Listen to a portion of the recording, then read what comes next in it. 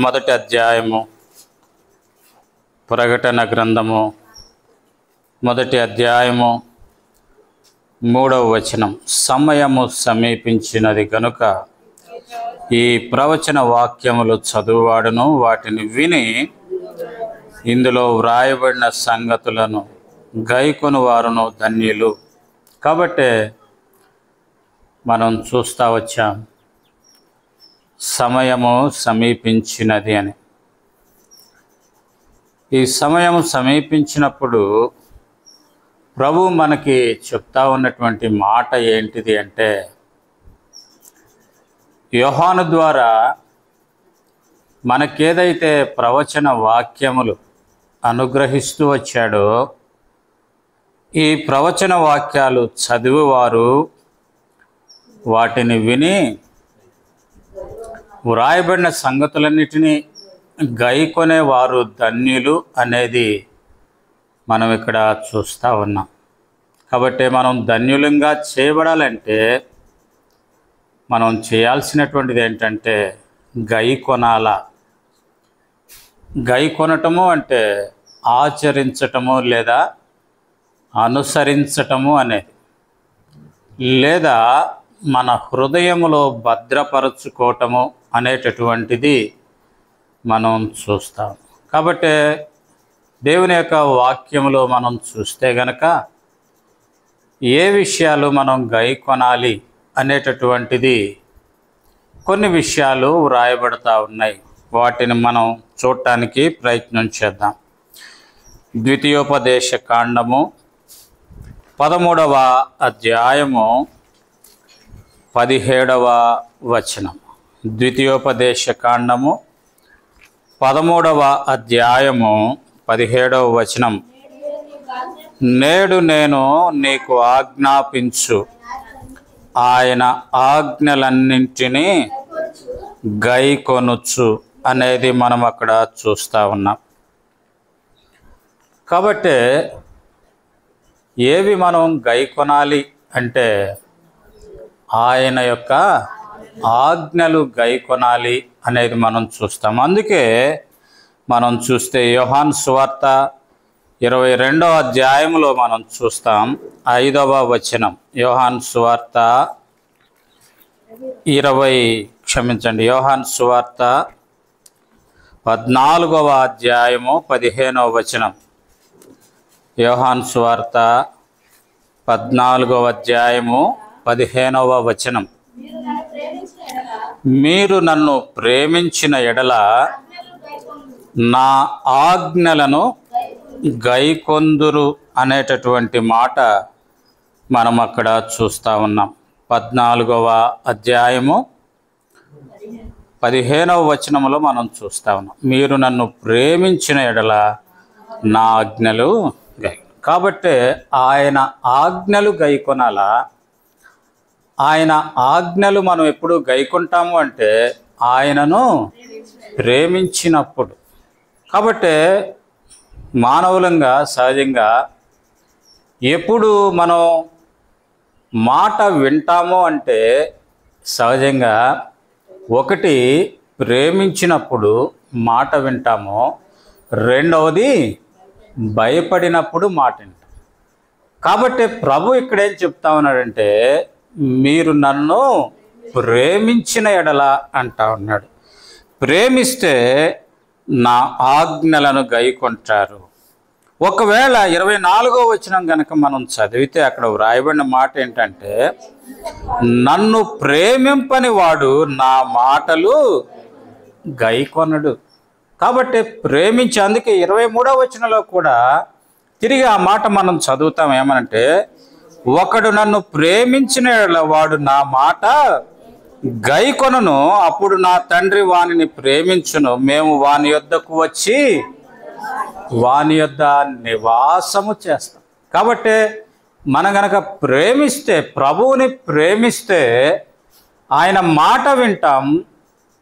ఆయన మాట వినటం ద్వారా తండ్రి కూడా ఆయన్ని ప్రేమిస్తాడు. ప్రేమించిన కారణం చేత మేము వచ్చి ఆయన యొద్ద నివాసము చేస్తాం. ఒకవేళ ప్రేమించకపోతే అంటే ఆజ్ఞలు గనక గైకొనకపోవటం, ఆజ్ఞ గనక గైకొనటం లేదు అంటే దాని అర్థం ఏంటిది అంటే మీరు నన్ను ప్రేమించటం లేదు. అంటే ప్రేమించటం లేదంటే మీలో నా ఎడల ప్రేమ లేదు అనేది మనం అక్కడ చూస్తా ఉన్నాం. కాబట్టి దేవుని వాక్యములో మనం ఇక్కడ చదువుతా ఉన్నటువంటి మాట ఏంటంటే ఒకడు నన్ను ప్రేమిస్తే నా ఆజ్ఞలు గైకొంటారు. ఎన్ని ఆజ్ఞలు ఉన్నాయండి? ఆజ్ఞలు 10 కదా. ఆజ్ఞలు 10 ఉన్నాయి అనేది మనం చూస్తాం. అయితే కట్టడలు, శాసనాలు అనేటటువంటివి 600 ఉన్నాయి బైబిల్లో. కట్టడాలు, శాసనాలు, న్యాయ విధులు ఇవన్నీ కూడా 600 ఉన్నట్లుగా మనం చూస్తాం. అందుకే రండి చూద్దాం. మొదటి రాజుల గ్రంథంలో 2వ అధ్యాయము 3వ వచనములో అక్కడ వ్రాయబడతా ఉన్న మాట ఏంటంటే నీ దేవుడైన యెహోవా కాపాడి ఆయన మార్గములను అనుసరించి ఎక్కడ తిరిగినను అన్నింటిలో వివేకముగా నడుచుకొందువు. మోషే ధర్మశాస్త్రములో వ్రాయబడిన దేవుని కట్టడలను ఆయన నియమించిన ధర్మమంతటిని ఆయన న్యాయ విధులను శాసనములను గైకొనుము.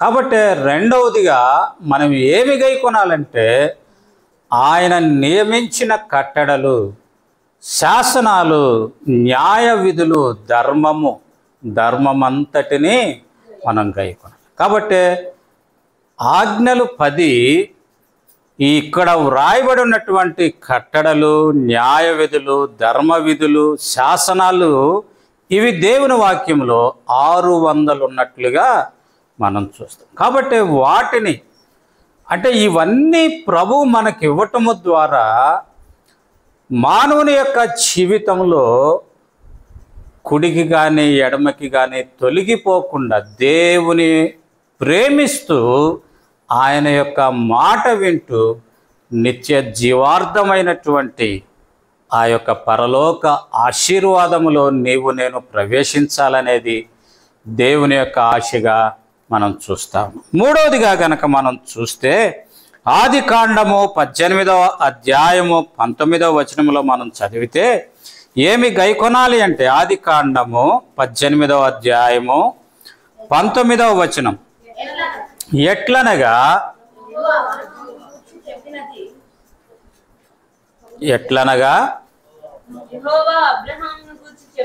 యెహోవా అబ్రహామును గురించి చెప్పినది అతడికి కలుగజేయనట్లు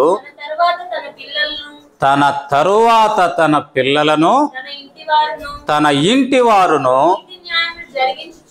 నీతి న్యాయములు జరిగించుచు యెహోవా మార్గమును గైకొనుటకు అతడు వారికి ఆజ్ఞాపించినట్లు నేను అతనిని కాబట్టి మూడవదిగా మనం దేనిని గైకొనాలంటే ఆయన మనకి ఏదైతే మార్గాన్ని బోధిస్తూ వచ్చాడో దానిని గైకొనాలి అనేది దేవుని యొక్క వాక్యములో మనం చూస్తాం. అది దేవుడు అంటా ఉన్నాడు అబ్రహాము గురించి అంటాడు. అబ్రహాము తన తరువాత తన పిల్లలు దేవుని యొక్క మార్గాన్ని గైకొనేటట్లుగా చేస్తాడు అనేది నేను ఎరిగి ఉన్నాను అంటా ఉన్నాడు. కనుక ప్రియమైన సహోదరుడా, ప్రియమైన సహోదరి, ఈనాడు దేవుడు కూడా నీ గురించి ఏమి ఎరగాలి అని అనుకుంటా ఉన్నాడు అంటే, లేదా మన గురించి ఏమి ఎరగాలి అని దేవుడు అనుకుంటా ఉన్నాడంటే, మన పిల్లలు, మన తరువాతి మన తరము వారు దేవుని యొక్క మార్గాన్ని గైకొనేవారుగా ఉండునట్లుగా ఎరగాలి అనేది ఆయన యొక్క ఉద్దేశంగా మనం చూస్తూ ఉన్నాం. ఆ కారణం చేతనే అనేక పర్యాయాలు మనం దేవుని వాక్యం ద్వారా హెచ్చరించబడతా ఉన్నాం. మనము దేవుని ఇంటికి వస్తూ ఉన్నాం, దేవుని సన్నిధిలో చేరి ఆరాధన చేస్తూ ఉన్నాం. అయితే మన పిల్లలెక్కడ? మన పిల్లలెక్కడ? మన పిల్లలు ఏదో టీవీలకి అతుక్కుపోయి ఆ సీరియల్లో సినిమాల్లోనే ఉంటే దేవుడు ఏ రీతిగా నీ తరువాత నీ తరము దేవుని మార్గాన్ని ఎరుగుతుంది అని ఎరగగలుగుతాడు. కనుక ప్రియమైన సహోదరుడా, ప్రియమైన సహోదరి, మూడవదిగా ఆయన మార్గాన్ని మనము మాత్రమే కాకుండా మన తరువాతి తరము కూడా గైకొనాలనేది దేవుని యొక్క ఆశగా మనం చూస్తాం. అందుకే దేవుడు చెప్తూ వచ్చాడు, నేనే మార్గమును సత్యమును జీవము. అందుకే మనం కీర్తన గ్రంథంలో కూడా చూస్తాం, నీ వాక్యము నా పాదములకు దీపము, నా త్రోవకు. కాబట్టి ఆ వెలుగై ఉన్నటువంటి ఆ మార్గం, ఆ త్రోవలో నీవు నడవాలా, నీ బిడ్డలు నడవాలి అనేది దేవుని యొక్క ఆశగా మనం చూస్తూ ఉన్నాం. మనం ప్రార్థించి ప్రార్థించి ప్రార్థించి బిడ్డల్ని కన్నా తర్వాత దేవుని మార్గంలో మనం నడిపించలేకపోతే ఎంత విచారకరం, ఎంత విచారకరం. అందుకే హన్నా జీవితాన్ని మనం చూస్తే హన్నా ఎంతగా దేవుని సన్నిధిలో ప్రాధేయపడుతూ వచ్చింది, కన్నీరు కారుస్తూ వచ్చింది. అంటే తనకు పుట్టినటువంటి ఆ బిడ్డ పాలు విడిచే పర్యంతం తన యొద్ద ఉంచుకొని దేవుని సన్నిధికి తీసుకొని వచ్చినప్పుడు అక్కడ వాడు మ్రొక్కెను అనేటటువంటి మాట మనం చదువుతాం. అక్కడ సమూయేలు దేవునిని మ్రొక్కెను అనేది. ఆ రీతిగా మనము మన తదనంతర తరము ఉండాలనేది, ఆ రీతిగా దేవుని మార్గాల్ని గైకొనాలనేది దేవుని యొక్క ఆశగా మనం చూస్తూ ఉన్నాం. నాలుగవదిగా కనుక మనం చూస్తే లూకా సువార్త 11వ అధ్యాయము 27వ వచనాన్ని కనుక మనం చదివితే, లూకా సువార్త 11వ అధ్యాయము 27వ వచనాన్ని కనుక మనం చదివితే, ఆయన ఈ మాటలు చెప్పుచుండగా ఒక స్త్రీ ఆయనను చూచి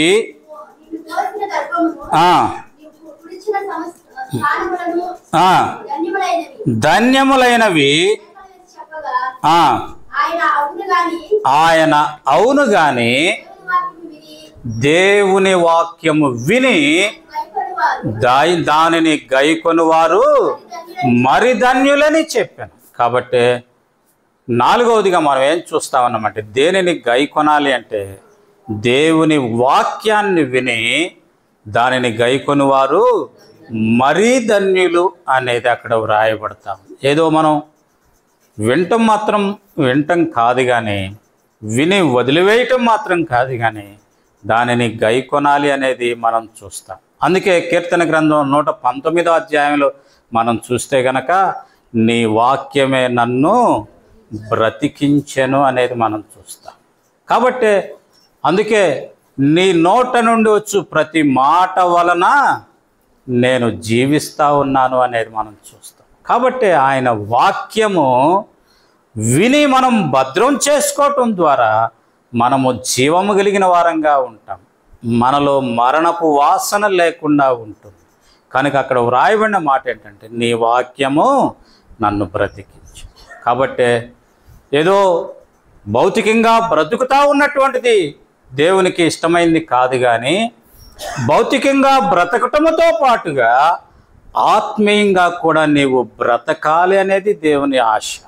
ఆత్మీయంగా కూడా నీవు బ్రతికినప్పుడే నీవు దేవుని మందిరానికి వచ్చినా, నీవు దేవుని వాక్యాన్ని చదివినా, నువ్వు ఇంటుండి ప్రార్థన చేసినా కానీ దానికి సార్థకత ఉంటుంది.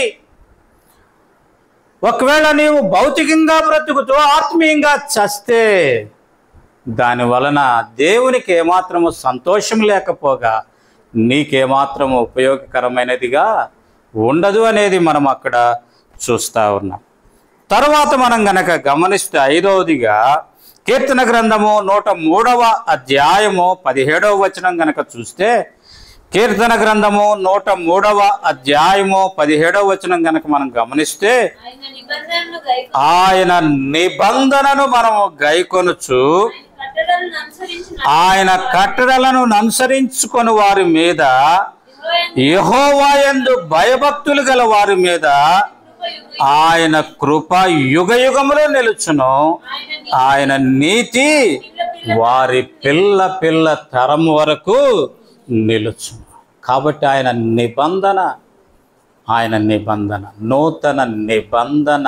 అందుకే నూతన నిబంధన. కొరింథీయులకు రాసిన మొదటి పత్రికలో 11వ అధ్యాయంలో మనం చూస్తాం, ఇది నా రక్తము వలనైన క్రొత్త నిబంధన, నూతన నిబంధన. దీనిలో మీరు పాలు పంపులు పొందినప్పుడల్లా మీరు నన్ను జ్ఞాపకం చేసుకోండి. కనుక మనం వారం వెంబడి వారం ఎందుకు ప్రభు వల్ల మనం పాలు పంపులు పొందుతూ ఉన్నామంటే ఆయన నిబంధన. రెండవదిగా ఆయన్ని మనం జ్ఞాపకం చేసుకునేది ఆయన కొరకే. ఆయన్ని జ్ఞాపకం చేసుకోవటం అంటే దాని అర్థం ఏంటిది అంటే, ప్రభు ఎప్పుడైతే మన జీవితాల్లో జ్ఞాపకంగా ఉంటాడో అప్పుడు మన పాపాలన్నిటినీ మనం ఒప్పుకోగలిగిన వారంగా ఉంటాం. పాపము నుండి మనం విమోచన పొందగలిగిన వారంగా మనం ఉంటాం. కనుక ప్రియమైన సహోదరుడా, ప్రియమైన సహోదరి, ఐదవదిగా మనం గైకొనాల్సింది ఏంటిది అంటే ఆయన నిబంధన, ఆయన రక్తము వలన క్రొత్త నిబంధనను గైకొనాలి అనేది మనం అక్కడ చూస్తా ఉన్నాం. ఆరవదిగా మనం గమనిస్తే ప్రకటన గ్రంథం 14వ అధ్యాయము 12వ వచనం. ఆరవదిగా మనం గమనిస్తే ప్రకటన గ్రంథము 14వ అధ్యాయము 12వ వచనం.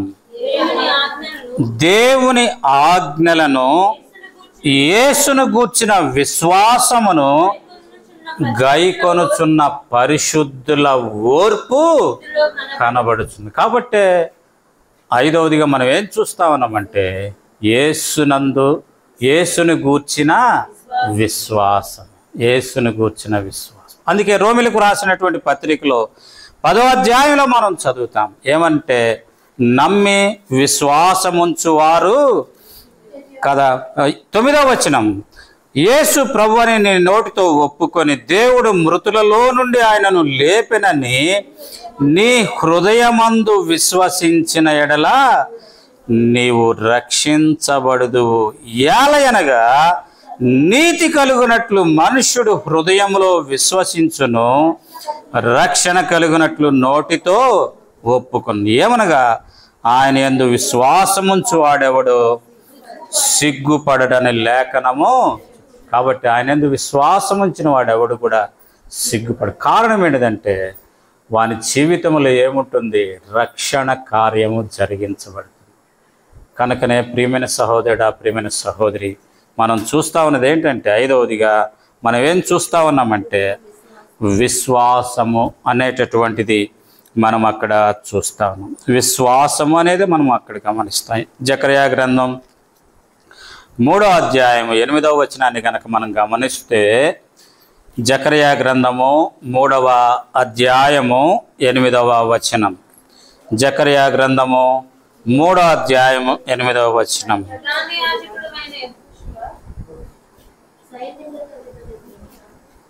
7వ వచనం అమ్మ దయచేసి. సైన్యములకు అధిపతియగు యెహోవా సెలవిచ్చినదేమనగా, నా మార్గములలో నడుచుచు నేను నీకు అప్పగించిన దానిని భద్రముగా గైకొనిన ఎడల నీవు నా మందిరముల మీద అధికారివై నా ఆవరణములను కాపాడువాడు వగుదువు. మరియు ఇక్కడ నిలవబడి వారికి కలిగినట్లుగా నా సన్నిధిని నిలుచు భాగ్యము నీకు ఇస్తుంది. కాబట్టి ఇక్కడ మనం గైకొనాల్సింది ఏంటంటే ప్రభు ఏదైతే మనకు అప్పగిస్తూ వచ్చాడో, ఏ బాధ్యత అయితే దేవుని సన్నిధిలో ప్రభు ద్వారా ఏ బాధ్యత అయితే నీవు నేను పొందుతూ వచ్చామో దానిని భద్రముగా గైకొంటే గనక ప్రభు అంటా ఉన్నాడు ఏమంటే, నా సన్నిధిలో నిలిచే భాగ్యాన్ని నేను నీకు ఇస్తాను అంటా ఉన్నాడు. ఏ బాధ్యత అయినా కావచ్చు. మందిరాన్ని శుభ్రపరిచే బాధ్యత, చాపలేసే బాధ్యత, మందిరాన్ని కడిగే బాధ్యత, మందిరాన్ని ఊడ్చే బాధ్యత, లేదా వడ్డించే బాధ్యత, లేదా ఆకులెత్తేసే వారి బాధ్యత, ఏదైనా కావచ్చు. దేవుడు నీకే బాధ్యత ఇస్తే, దేవుడు నీకే తలాంతి ఇస్తే, పాటలు పాడేది కావచ్చు, వాక్యం చెప్పేది కావచ్చు, సమయానికి వచ్చేది కావచ్చు, ప్రార్థన చేసేది కావచ్చు, అది ఏదైనా కావచ్చు, ఏదైనా కావచ్చు.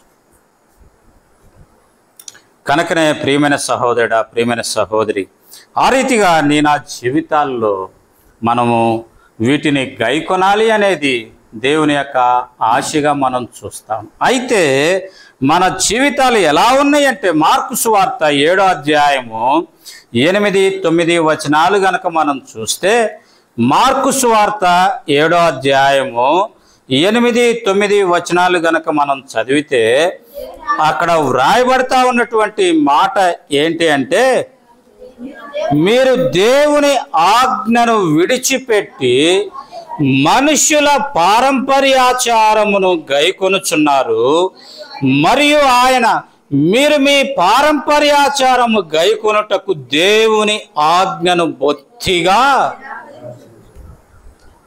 అయితే మన జీవితాలు ఎట్లా ఉన్నాయంట? మనుష్యుల పారంపర్యాచారాలు. వీటిని గైకొనే దాని కొరకై దేవుని ఆజ్ఞలను బొత్తిగా నిరాకరిస్తూ ఉన్నామనేది మనం ఇక్కడ చూస్తా ఉన్నాం. కాబట్టి ఈనాడు దేవుని వాక్యానికంటే కూడా మనుషుల యొక్క ఆచారాలకి ప్రాధాన్యత ఎక్కువైపోయింది. మనుషుల యొక్క ఆచారాలు ప్రాధాన్యత ఎక్కువైపోయింది. ఈ మధ్య కాలం పోయిన వారంలో మేము ఇల్లు మారాం. ఇల్లు మారిన తర్వాత ఇంట్లోకి వెళ్ళాం. ఇంట్లోకి వెళ్ళి గ్యాస్ స్టవ్ పెట్టాము. పెట్టిన తర్వాత నా భార్య అడిగింది, అయ్యా ఏం చేయాలి, పాలు పొంగించాలా అని. ఏం చేస్తాం మనం? ఏం చేస్తాం? ఇంట్లోకి వెళ్ళంగానే మొట్టమొదటి చేసే పని ఏంది? పాలు పొంగించాలంటాం. అయితే నేనేమన్నానంటే, నీ ఇష్టం అమ్మా అన్న. నీ ఇష్టం అమ్మా అంటే గ్యాస్ స్టవ్ వెలిగించింది. వెలిగించిన తర్వాత నీళ్లు పెట్టింది. నీళ్లు మరుగుతూ ఉంటే తీసుకొచ్చి టీ పొడి వేసింది. టీ పొడి మరుగుతూ ఉంటే అప్పుడు పాలు పోసింది. కాబట్టి మానవుని యొక్క పారంపర్యాచారం కాదు మనకు కావాల్సింది. దేవుని యొక్క వాక్యము, దేవుని సన్నిధి మనకు కావాలి. అయితే వాటికి భిన్నమైనటువంటి రీతిలో మనం ఏం చేస్తూ ఉన్నాం? మనుషులు పెట్టేటటువంటి ఆచారాలకి మనం ప్రాధాన్యత ఇస్తూ ఉన్నాం. కాబట్టి దేవుని వాక్యాన్ని ఎరిగినటువంటి వారంగా, దేవుని బిడలంగా మనం దేవుని ఆజ్ఞలు, దేవుని కట్టడలు, దేవుని న్యాయ విధులు, దేవుని యొక్క శాసనాలను అనుసరించే వారంగా ఉండాలే కానీ వాటిని తృణీకరించి దేవుని ఈ యొక్క మనుషుల యొక్క పారంపర్యాచారాలు ఎంత విచారకరం అండి, ఎంత విచారకరం.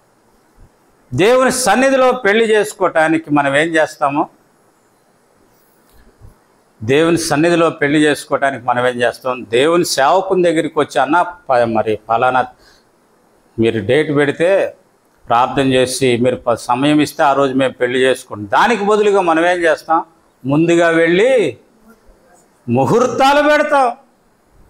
ముహూర్తాలు పెట్టేవాడెవడు? వాడు సైతానుకు సంబంధించిన వాడు.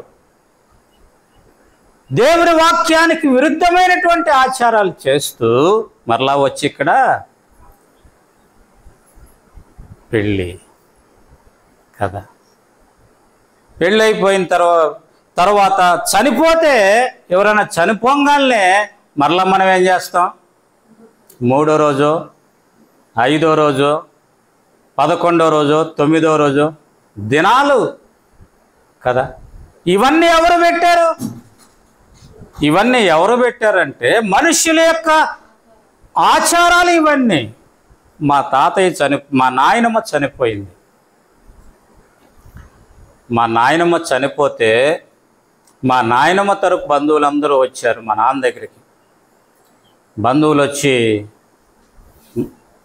మరి చనిపోయింది కదా, నువ్వు దినం చెయ్యాలా అని అంటే మా నాయన అన్నాడు, నేను చెయ్యను అన్నాడు. నువ్వు దినం చేయకపోతే మాకు కీడు వచ్చిద్ది అన్నారు. నీకెట్ట కీడు వచ్చిద్దయ్యా? మా అమ్మ చచ్చిపోతే దినం చేయకపోతే నాకు కీడు రావాలా కాదు కాదు, మేము పుట్టింటోళ్ళం, మాకు కీడొచ్చింది, నేను చేయను దినం. నువ్వు దినం చేయకపోతే నీ ఇంటికి రాకపోతే మానేయండి, పర్వాలేదు. ఆనాటి నుంచి ఈనాటికి రారు, పర్వాలే. దేవుని వాక్యాన్ని మాత్రం దేవుని వాక్యాన్ని మాత్రం మీరేది లేదు. మనుషుల పారంపర్యాచరణం ప్రాముఖ్యమైంది కాదు. దేవుని వాక్యము ప్రాముఖ్యమైంది. దేవుని వాక్యము ప్రాముఖ్యమైంది కనుక ఇక్కడ ఏం రాయబడతా ఉంది? ప్రభువారు ఎంత బాధతో, ఎంత వేదనతో చెప్తా ఉన్నారంటే, ప్రభువుని వారు అక్కడ పొగుడుతూ ఉన్నారు. పొగుడుతూ ఉంటే ఇవన్నీ కాదయ్యా, ఇవన్నీ కాదు.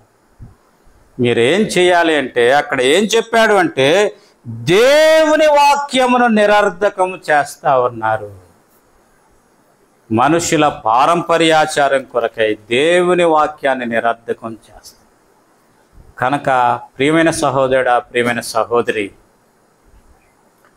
ఈనాడు మానవులంగా మన జీవిత యాత్రలో ఇలాంటి ఆచారాలు, అలవాట్ల కొరకై మన యొక్క భక్తిని, మన యొక్క విశ్వాసాన్ని మనం వదులుకోవాల్సిన అవసరతే లేదు. ఒకవేళ అలా వదులుకుంటా ఉన్నాము అంటే దేవునిని మనము ప్రేమించనటువంటి వారంగా ఉంటా ఉన్నాం.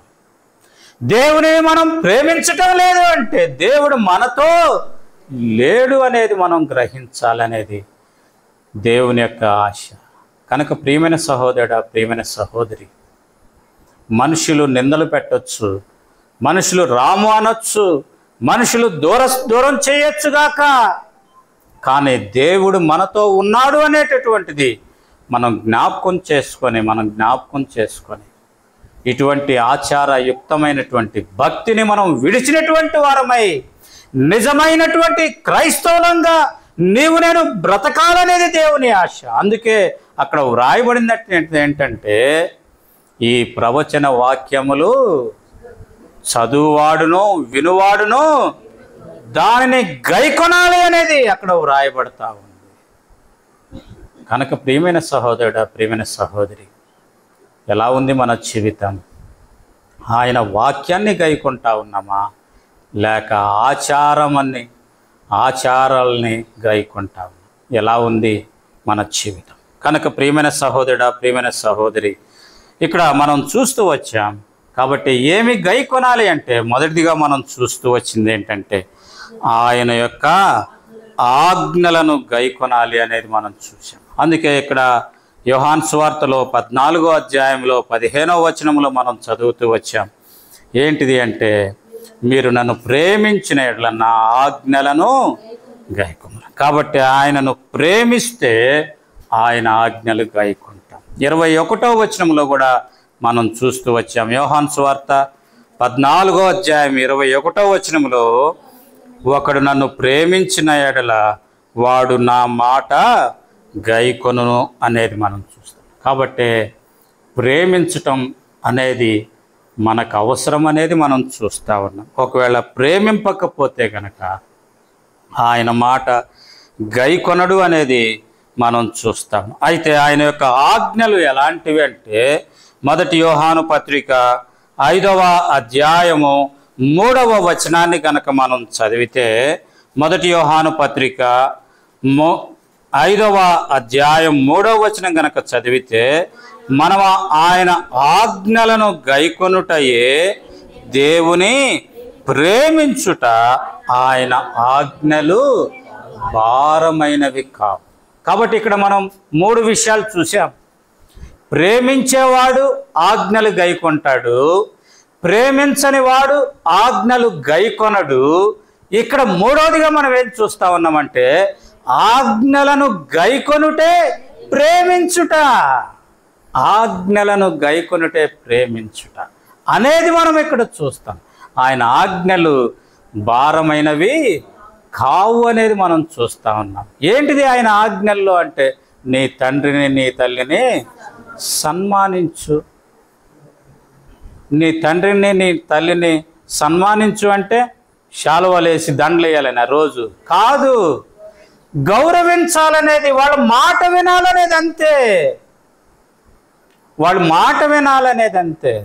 తండ్రి తల్లి మాట వినాలి, వారిని గౌరవంగా చూడాల. వారి వృద్ధాప్యమందు వారికి అంత ఆహారం పెట్టి, వారికి అంత నిలువ నీడిస్తే, వారిని పలకరిస్తూ ఉంటే 10 రోజులు బ్రతికే వాళ్ళు 20 రోజులు బ్రతుకుతారు. కానీ మనం ఏం చేస్తూ ఉన్నామంటే, వృద్ధాప్యంలో వారికి ఆహారం పెట్టక వారిని బయట వదిలేసి కదా, వారు చనిపోయిన తర్వాత మాత్రం మనం ఏం చేస్తాం, కోళ్ళు మేకలు కోస్తాం. ఆ కోళ్ళు మేకలు కోసి ఆ ఖర్చే వారి బ్రతుకుండగా కనుక వారికి ఖర్చు పెడితే వారు మరింత కాలం బ్రతికేవారు కదా. నీకు అండగా, నీ కొరకు ప్రార్థించేవారుగా, నీకు తోడుగా వారు ఉండేవారు కదా. కనుక ప్రియమైన సహోదరుడా, ప్రియమైన సహోదరి, ఈనాడు మన జీవితంలో మనం గమనించాల్సింది ఏంటంటే, ఆయనను ప్రేమించే వారంగా మనం ఉండాలి. ఆయన ఆజ్ఞలను గైకొంటా ఉన్నామంటే ఆయనను ప్రేమించే వారంగా మనం ఉంటా ఉన్నామనేది మనం చూస్తాం. అందుకే యోహాను సువార్త 13వ అధ్యాయం 34వ వచనములో మరొక ఆజ్ఞ ప్రభు మనకి ఇస్తా ఉన్నట్లుగా మనం చూస్తాం. మీరు ఒకరినొకరు ప్రేమింపవలనని మీకు క్రొత్త ఆజ్ఞ ఇచ్చుచున్నాను, నేను మిమ్మును ప్రేమించినట్టే మీరును ఒకరినొకరు ప్రేమింపవలెను. మీరు ఒకని ఎడల ఒకరు ప్రేమ గలవారైన ఎడల దీన్ని బట్టి మీరు నా శిష్యులని అందరూ తెలుసుకొందరు. కాబట్టి మొదటిది దేవుని ప్రేమించాల, రెండవదిగా ఒకరిని ఒకరు ప్రేమించాలా. ఎప్పుడైతే మనం ఇతరుల ఎడల ఆ ప్రేమను చూపించగలుగుతామో దానిని బట్టి వీరు దేవుని బిడ్డలు. అందుకే మనం మదర్ తెరీసా గురించి ఇప్పటికీ చెప్తాం. ఆమెకి మదర్ అనేది ఆమెకి పేరులో ఉన్నది కాదు, మనం ఇచ్చినది బిరుదది మదర్ అనేది. కారణం ఏంటిది అంటే, ప్రతి వాని ఎడల తల్లి ప్రేమ చూపించింది. ఎక్కడి నుంచి వచ్చింది ఆ తల్లి ప్రేమ అంటే, క్రీస్తు నుండి. కనుకనే ప్రియమైన సహోదరుడా, ప్రియమైన సహోదరి, ఈనాడు నీనా జీవితాల్లో దేవుని ప్రేమించటం మొదటిది అయితే, రెండవదిగా ఒకరి ఎడల ఒకరు మనం ప్రేమ కలిగి ఉంటాం అనేటటువంటిది రెండవదిగా మనం అక్కడ చూస్తూ ఉన్నాం. ఒకరి ఎడల ఒకరు ఎందుకు ప్రేమించాలి అంటే, ఎఫెసీయులకు రాసినటువంటి పత్రిక 5వ అధ్యాయము 25వ వచనాన్ని గనక మనం చదివితే, ఎఫెసీయులకు రాసినటువంటి పత్రిక 5వ అధ్యాయము సమస్తమును గూర్చి చెల్లించుచు క్రీస్తునందలి భయముతో ఒకని యందు ఒకడు లోబడియుండుడి అనేది మనం చూస్తా ఉన్నాం. లోబడియుండుడి అనేది మనం చూస్తాం. కాబట్టి క్రీస్తునందలి భయముతో ఒకని యందు ఒకడు లోబడి ఉండాలి. అదే సమయంలో అక్కడ వ్రాయబడతా ఉన్నది ఏంటంటే, మనము ఒక్కరికొక్కరము అవయవములై ఉన్నాము అనేది మనం అక్కడ వ్రాయబడతా ఉంది. మనము ఒకరిమొక్కరము అవయవములై, క్రీస్తు శిరస్సు ఉంటే మనము ఆయనకు శరీరములో అవయవములై ఉన్నాము. ఒక అవయము మరొక అవయము సహకరించకపోతే శరీరం అనేది పనిచేయదు. శరీరం పనిచేయదు. కాబట్టి మనం చూస్తూ ఉన్నాం, ఒకరికి ఒకరము అవయవములై ఉన్నాం. కాబట్టి ఆ అవయములు ఒకదానికొకటి మనం సహకరించుకుంటేనే తప్ప జీవనం కొనసాగించలేమనేది మనం చూస్తాం. ఒకవేళ అవయవాలు ఏదైనా పని చేయకపోతే ఏమవుతుంది, మనము కదండి దివ్యాంగులు అంటారు కదా, దివ్యాంగులం అయిపోతాం. తద్వారా భారమైనటువంటి జీవితం ఉంటుంది. ఆ రీతిగానే సంఘముగా, సమాజముగా ఒకరికొకరు మనం సహకరించుకోకపోతే ఆ సంఘము ఎలా ఉంటుంది అంటే, ఎలా ఉంటుంది, కృంటిదైనట్లుగా ఉంటుంది. సంఘము సాఫీగా సాగదు. తద్వారా శిరస్సుకు వేదన అనేది మనం గమనిస్తా ఉన్నాం. శిరస్సుకు వేదన. కనుకనే ప్రియమైన సహోదరుడా, ప్రియమైన సహోదరి, ఒకరినొకరు ప్రేమించాలి. మూడవదిగా గనక మనం గమనిస్తే గలతీలకు రాసినటువంటి పత్రిక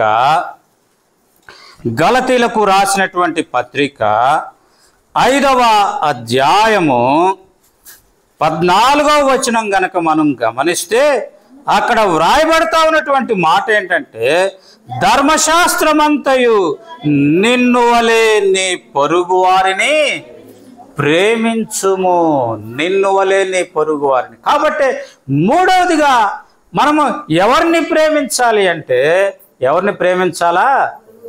నిన్ను ప్రేమించుకోవాలా, నిన్ను ప్రేమించుకోవాలి. అక్కడ ఏం రాయబడి ఉందంటే, నిన్ను వలె నీ పొరుగు వారిని ప్రేమించమంటే నిన్ను నీవు ప్రేమించుకోవాలా, నిన్ను నువ్వు ప్రేమించుకోవటం తెలుసుకోవాలా.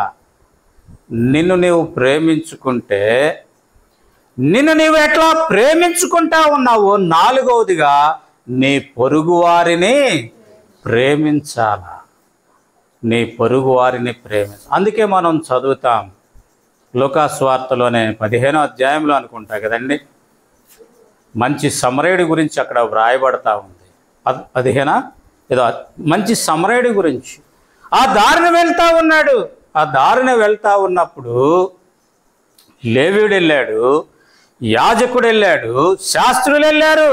అయితే వారెవరూ కూడా కొట్టి పడవేయబడి ఉన్నటువంటి అతన్ని పట్టించుకోలేదు. కానీ సమరయుడు ఏం చేస్తూ వచ్చాడు అంటే, తన యొక్క గాడిద దిగాడు, దగ్గరకు వచ్చాడు, నూనె రాశాడు, పరామర్శించాడు, వస్త్రం ఇచ్చాడు, తన గాడిద మీద ఎక్కించుకొని పూటకొళ్ళవానికి అప్పగించి కొంత ధనం ఇచ్చి, పరామర్శించు, నేను మరలా వస్తా, ఒకవేళ ఇంకేమైనా ఖర్చు అయితే నేను మరలా ఇస్తానని చెప్తూ వచ్చాడు.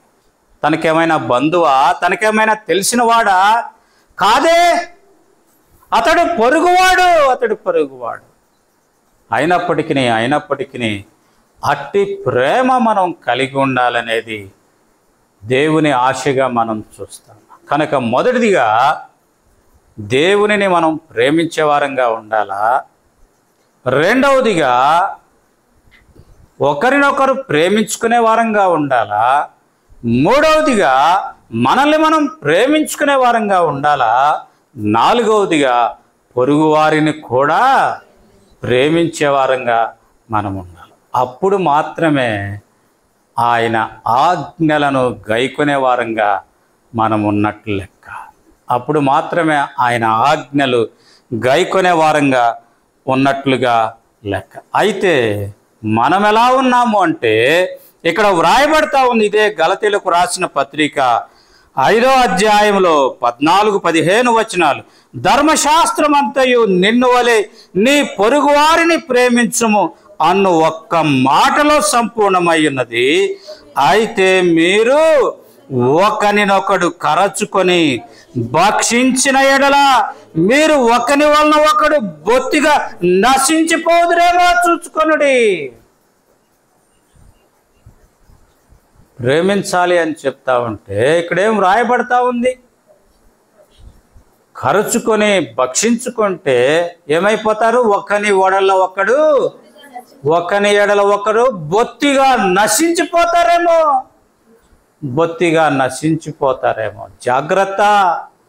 జాగ్రత్త. కనుకనే ప్రియమైన సహోదరుడా, ప్రియమైన సహోదరి, ఈనాడు మనం చూస్తా ఉన్నది అదే. సంఘాల్లో, కుటుంబాల్లో, సహవాసాల్లో ఖర్చుకుంటా ఉన్నారు, భక్షించుకుంటా ఉన్నారు. భర్త ఒక మాట అంటే భార్య తిరిగి మాట్లాడుతూ ఉంటుంది. భార్య ఏదో అన్న ఒక మాట అంటే భర్త తిరిగి మాట్లాడుతూ ఉంటాడు. కారణం ఏంటిదంటే ఒకరి ఎడల ఒకరికి అవగాహన లేదు, ప్రేమ లేదు. సంఘాలు కూడా ఈనాడు ఆ రీతిగానే ఉంటా ఉన్నాయి. ఒకరిని చూసి ఒకరు ఓర్చుకోలేని స్థితి. అందుకే వ్రాయబడతా ఉన్నటువంటి మాట ఏంటిదంటే, మనం చూస్తా ఉన్నాం యాకోబు పత్రిక 3వ అధ్యాయము 14వ వచనాన్ని గనక మనం చదివితే, యాకోబు పత్రిక 3వ అధ్యాయము 14వ వచనం గనక మనం చదివితే, అయితే మీ హృదయములలో సహింపనలవి కాని మత్సరమును వివాదమును ఉంచుకొనిన వారైతే అతిశయపడవద్దు, సత్యమునకు విరోధముగా అబద్ధమాడవద్దు అనేది మనం అక్కడ చూస్తూ ఉన్నాం.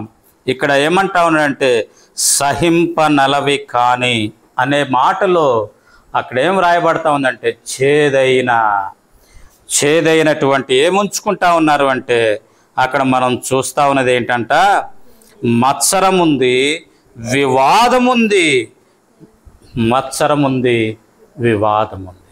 ఈనాడు దేవుని బిడలమని చెప్పుకుంటూ కూడా ఇటువంటి చేదైనటువంటి విషయాలు హృదయాల్లో ఉంచుకొని పైకి భక్తి గల వారముగా మనం నటిస్తూ ఉన్నామే తప్ప నిజమైనటువంటి విశ్వాసులంగా, క్రైస్తవులంగా, ఇతరులను సహించలేనటువంటి వారంగా మన జీవితాల్లో ఉన్నట్లుగా మనం చూస్తాం. అందుకే 2వ సమూయేలు గ్రంథం 2వ అధ్యాయము 26వ వచనాన్ని కనుక మనం చూస్తే 2వ సమూయేలు గ్రంథం 2వ అధ్యాయము 26వ వచనాన్ని కనుక మనం చదివితే అక్కడ వ్రాయబడతా ఉన్నటువంటి మాట ఏంటిదంటే, అబ్నేరు కేక వేసి కత్తి చిరకాలము భక్షించున అది తుదకు ద్వేషమునకే హేతువగునని నీ వెరుగుదువు కదా.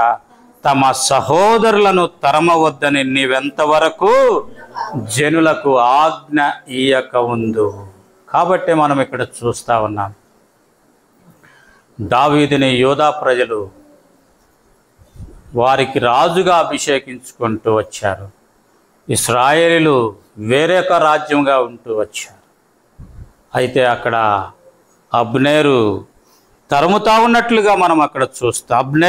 అబ్నేరుని తరుముతా ఉన్నట్లుగా మనం చూస్తూ ఉన్నాం.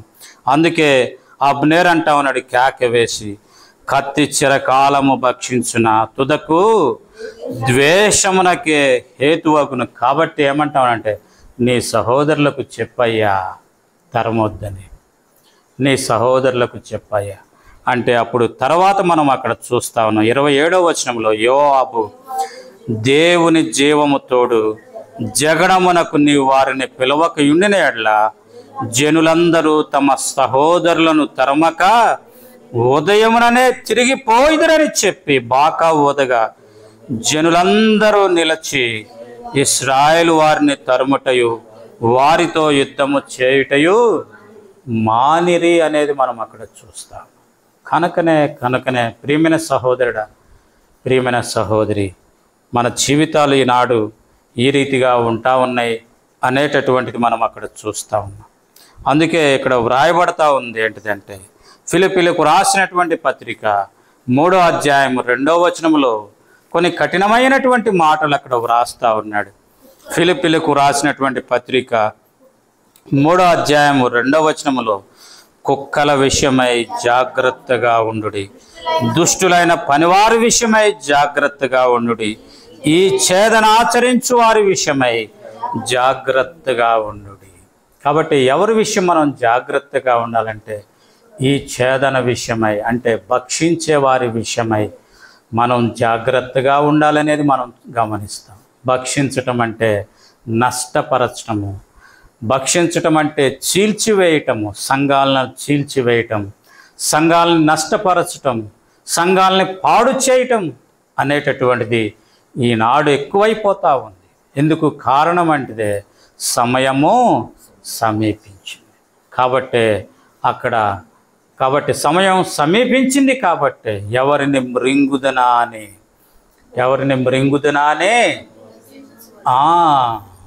గర్జించు సింహము వలె తిరుగుతూ వాడేం చేస్తా ఉన్నాడంటే విశ్వాసుల యొక్క మనోనేత్రాలకు గురుడితనము కలుగు చేసి సంఘాలను నష్టపరుస్తూ ఉన్నట్లుగా మనం చూస్తాం. దైవజనుడు భక్త్ సింగ్ గారు తను జీవించినంత కాలము తన జీవితంలో ఎన్నో శ్రమలు, ఎన్నో వేదనలు, ఆయన మీద తిరుగుబాటు చేసిన వారు, ఆయన్ని కొట్టిన వారు సైతం ఉన్నారు. అయినప్పటికీ కూడా సంఘాన్ని క్షేమంగా ఉంచుతూ వచ్చాడు. ఎప్పుడైతే ఆయన మరణిస్తూ వచ్చాడో ఈనాడు సంఘాలు ఏమైపోతా ఉన్నాయంటే నష్టపోతా ఉన్నాయి. కనుకనే ప్రియమైన సహోదరుడా, ప్రియమైన సహోదరి, ఇలాంటి వారి విషయంలో మనం జాగ్రత్తగా ఉండాలి అంటా ఉన్నాడు. అందుకే దానికి ముందుగా మనం చూస్తా ఉన్నాం, దుష్టులైన పనివారి విషయమై జాగ్రత్తగా ఉండండి. దుష్టులైన పనివారి విషయమై.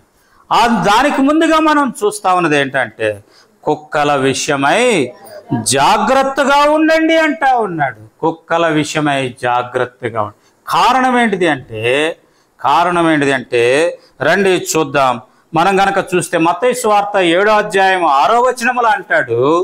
మత్తయి సువార్త 7వ అధ్యాయం 6వ వచనములో అంటాడు, పరిశుద్ధమైనది కుక్కలకు పెట్టకుడి అంటాడు. కారణం ఏంటిదంటే అక్కడ చదవండి, పరిశుద్ధమైనది కుక్కలకు పెట్టకుడి, అది ముత్యములను పందుల ఎదుట వేయకుడి, వేసిన ఎడల ఒకవేళ వాటిని కాళ్లతో తొక్కి చీల్చివేయును అనేది మనం అక్కడ చూస్తాం. కనుకనే కుక్కల విషయమై జాగ్రత్తగా ఉండు. వాస్తవానికి మనం కుక్కని విశ్వాసానికి సాదృశ్యంగా మనం చూస్తాం. కానీ వారు విశ్వాసము లోపించినటువంటి వ్యక్తులుగా ప్రభువు చెప్తా ఉన్న మాట ఏంటిదంటే, కుక్కల విషయమై జాగ్రత్త, పరిశుద్ధమైనది దాని ఎదుట వేయొద్దంటా ఉన్నాడు. కాబట్టి ఎందుకు వేయొద్దంటా ఉన్నాడు, అది చీల్చివేస్తుంది అంటా ఉన్నాడు. అంత మాత్రమే కాదు కానీ 2వ పేతురు పత్రిక 2వ అధ్యాయము 22వ వచనాన్ని కనుక మనం గమనిస్తే, పేతురు రాసిన 2వ పత్రిక 2వ అధ్యాయము 22వ వచనాన్ని కనుక మనం చదివితే, కుక్క తన వాంతికి తిరిగినట్లు అనేటటువంటిది మనం చూస్తా ఉన్నాం. కారణం ఏంటిదంటే, ఎందుకు కుక్కల విషయమై జాగ్రత్తగా ఉండాలంటా ఉన్నాడంటే, మొదటిది అది చీల్చివేస్తుంది, రెండవదిగా అది ఏం చేస్తుందంటే వాంతి చేసుకున్న దానినే తిరిగి ఆశపడుతుంది. వాంతి చేసుకున్న దాన్నే తిరిగి ఆశపడుతుంది. కనుక ప్రియమైన సహోదరుడా, ప్రియమైన సహోదరి, సహజంగా మానవులంగానే దాన్ని వాంతి చేయగానే మనం ఏం చేస్తాం, దూరంగా వెళ్తాం. ఎందుకు, వాసన, నీసు వాసన వస్తుంది కదా. అదంతా శుభ్రపరిచి డెటాయిలైజ్ కడిగితేనే తప్ప తిరిగి మరలా ఆ గదిలో ప్రవేశించలే. అలాంటి దాని కొరకు ఏం చేస్తుంది, కుక్క ఆశపడుతుంది అనేది మనం చూస్తాం. మూడవదిగా గనక మనం గమనిస్తే, సామెతల గ్రంథం 26వ అధ్యాయం 11వ వచనాన్ని గనక మనం గమనిస్తే, అక్కడ వ్రాయబడతా ఉన్నటువంటి మాట ఏంటిదంటే, మూఢత కనబరచు మూర్ఖులు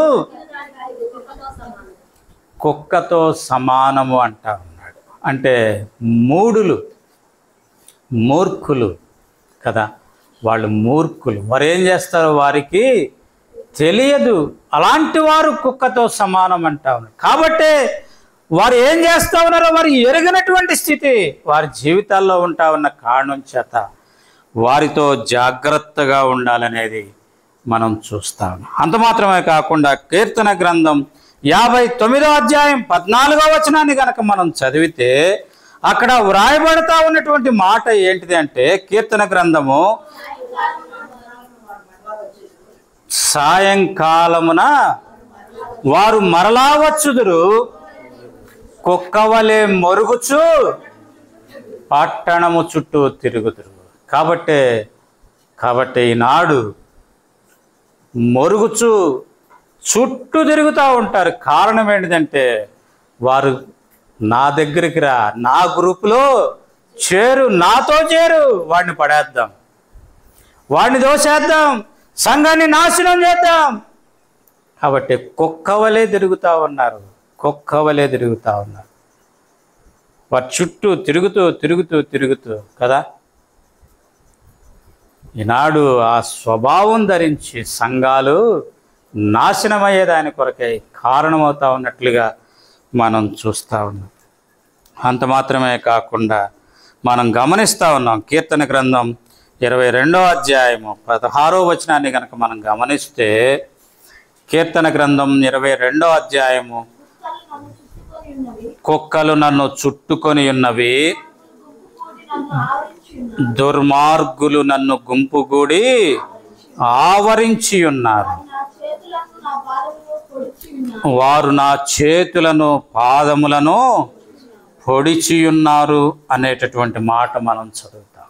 కనుకనే ప్రియమైన సహోదరుడా, ప్రియమైన సహోదరి, మనం జాగ్రత్తగా ఉండాలనేది మనం చూస్తూ ఉన్నాం. 2వ సమూయేలు గ్రంథం 9వ అధ్యాయం 8వ వచనం గనక మనం గమనిస్తే, 2వ సమూయేలు గ్రంథం 9వ అధ్యాయం 8వ వచనాన్ని గనక మనం గమనిస్తే అంటా ఉన్నాడు, అప్పుడు అతడు నమస్కరించి, చచ్చిన కుక్క వంటి వాడినైనా నా ఎడల నీవు దయచూపుటకు నీ దాసుడు ఎంతటి వాడను అనెను. కాబట్టి ఇక్కడ మనం చూస్తాం, దావీదు రాజ్యానికి వచ్చిన తర్వాత యోనాతానును బట్టి నేను ఉపకారం చేయటానికి, యోనాతానుకు సంబంధించిన వారు ఎవరైనా ఉన్నారా అంటే, అయ్యా ఒకడున్నాడయ్యా, ఒకడున్నాడు, వాడు కుంటిగాళ్ళు కలిగినటువంటి వాడయ్యా, వాడు పలానా చోటున్నాడయ్యా, పలానా చోటున్నాడయ్యా అంటే వాడిని తీసుకొని రమ్మన్నాడు. తీసుకొని వచ్చిన తర్వాత అతనికి ఏమిచ్చాడు? భోజనపు బల్ల దగ్గర భోజనం సిద్ధపరిచాడు. తన రాజ్యములో తనకి స్థానం ఇచ్చాడు. తనకి స్థానం అంటా ఉన్నాడు, అయ్యా చచ్చిన కుక్క లాంటి వాడినయ్యా, చచ్చిన కుక్క లాంటి వాడు. అంటే చచ్చిన కుక్కను మనం ఏడబెట్టుకుంటాం, పారేస్తాం, నీచమైంది. అలాంటి జీవితం కలిగిన వాడినయ్యా, అలాంటి జీవితం కలిగిన వాడు కదా. అయితే అలాంటి జీవితం కలిగినటువంటి మనల్ని దేవుడు ప్రేమిస్తూ వచ్చాడు, దేవుడు కనికరిస్తూ వచ్చాడు, దేవుడు దయ చూపిస్తూ వచ్చాడు.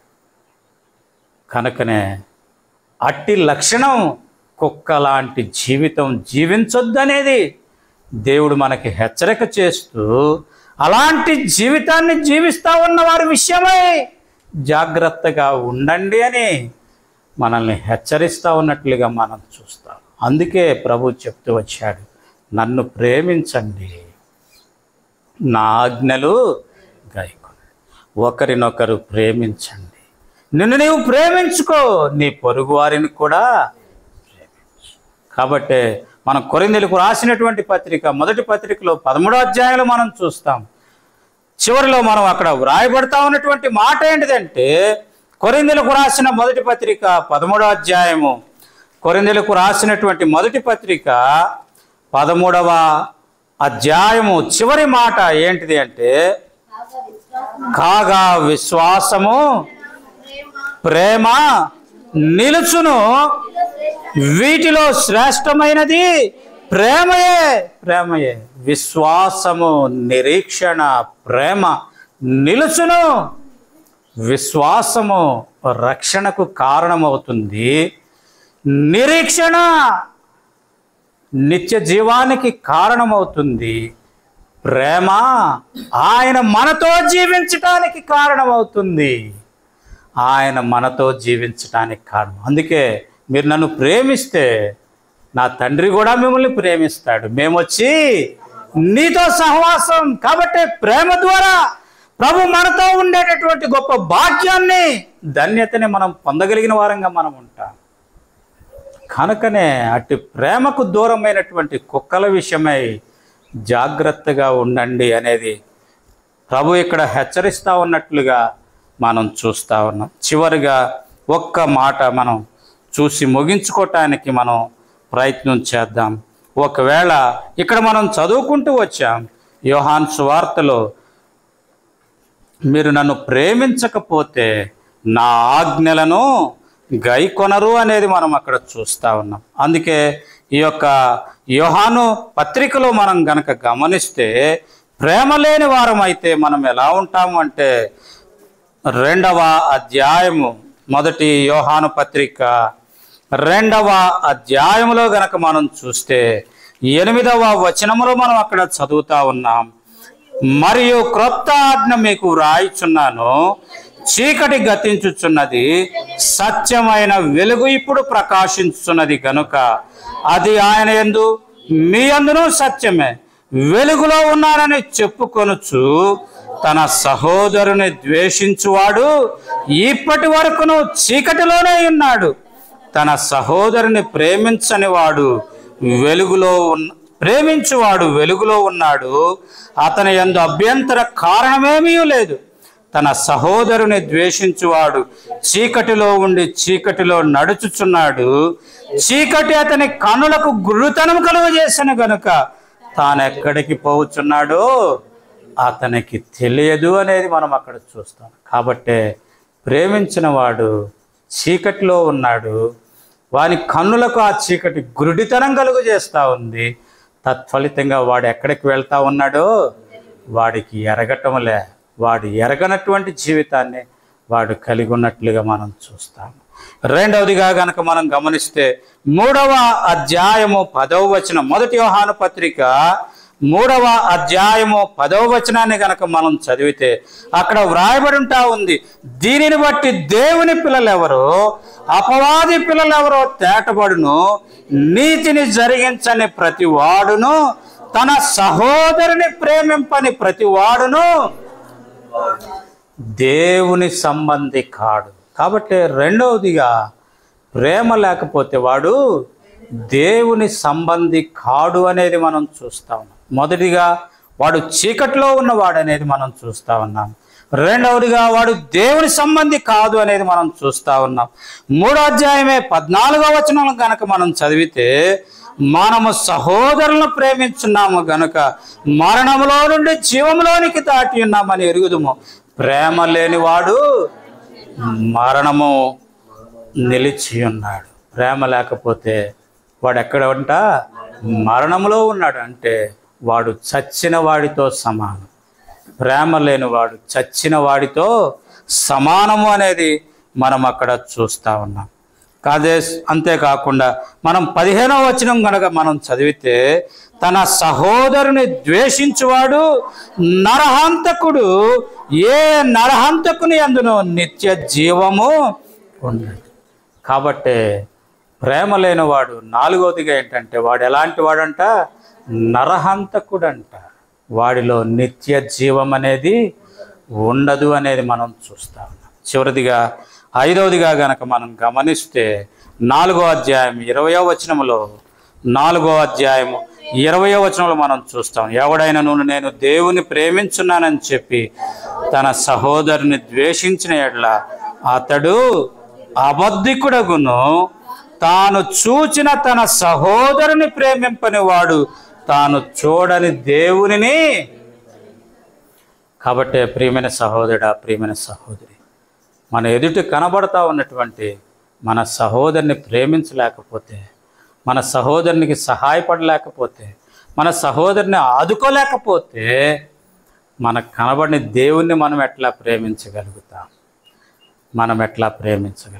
కనుకనే ప్రియమైన సహోదరుడా, ప్రియమైన సహోదరి, మనం చూస్తూ ఉన్నాము.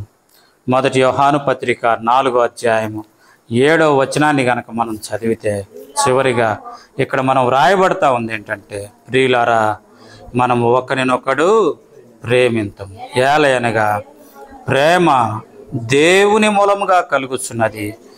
ప్రేమించు ప్రతి వాడును దేవుని మూలంగా పుట్టినవాడై దేవుడు ప్రేమాస్వరూపి.